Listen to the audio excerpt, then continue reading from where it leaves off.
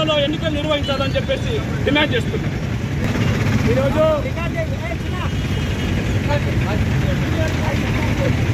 ఓట్ల స్కాము, అదేవిధంగా ప్రజాస్వామ్యం కూనేందని చెప్పేసి మరి ఎన్నికల అధికారులను వెంటనే అరెస్ట్ చేయాలని డిమాండ్ చేస్తూ మరి నగరం నడిగొడ్డులో లాయర్ల ఆధ్వర్యంలో, విద్యార్థి సంఘాల, ప్రజా సంఘాల, బీసీ సంఘాల ఆధ్వర్యంలో మేము ఏదైతే రాహుల్ గాంధీ బయట పెట్టినటువంటి ఏదైతే కొన్ని ఓట్ల స్కామ్ ఉందో ఆ ఓట్ల స్కామ్కు రాహుల్ గాంధీ చేసినటువంటి పోరాటానికి వరంగల్ ఓటున మేమందరం కూడా పూర్తి స్థాయిలో సంపూర్ణ మద్దతు తెలియజేస్తూ ఉన్నాం.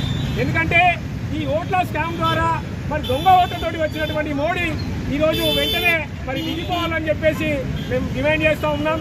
అదేవిధంగా మరి ఈ ఏదైతే ఈవీఎంలను వెంటనే బ్యాన్ చేసి బ్యాలెట్ ద్వారా మరి ఓట్లను మరి సమాజాన్ని మరి నిర్వహించాలని చెప్పేసి మేము డిమాండ్ చేస్తూ ఉన్నాం.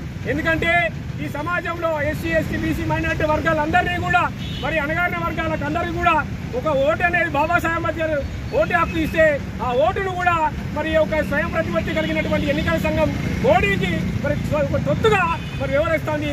కాబట్టి వెంటనే మరి రాష్ట్ర ప్రభుత్వం కానీ మరి కేంద్ర ప్రభుత్వం కానీ మరి ఎన్నికల అధికారులను వెంటనే అరెస్ట్ చేయాలని చెప్పేసి మేము డిమాండ్ చేస్తా ఉన్నాం.